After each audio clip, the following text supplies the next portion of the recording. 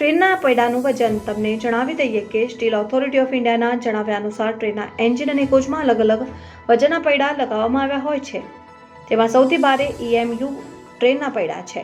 EMU train વ્હીલનું વજન 423 kilogram સુધી હોઈ શકે છે, જ્યારે સામાન્ય ટ્રેનના ડબ્બામાં ફિટ કરાયેલા વ્હીલનું વજન 384 થી 394 કિલોગ્રામ હોય છે. આ ઉપરાંત લાલ રંગના LHB કોચના એક પૈડાનું વજન અંદાજે 326 કિલો હોય છે. ટ્રેનના પૈડાની કિંમત એક રિપોર્ટ મુજબ રેલવે મંત્રાલયના અધિકારીએ જણાવ્યું હતું કે ભારતીય રેલવે ટ્રેનના પૈડા આયાત કરે છે અને એક વ્હીલની કિંમત ₹70,000 હોય છે. અને તમને જણાવી દઈએ કે કોચમાં 8 પૈડા હોય છે અને એક ટ્રેન એન્જિન સહિત 24 કોચથી બનેલી હોય છે. હવે જરા વિચારો કે સરકારને માત્ર ટ્રેનના પૈડા પાછળ કેટલા રૂપિયા ખર્ચવા પડે છે.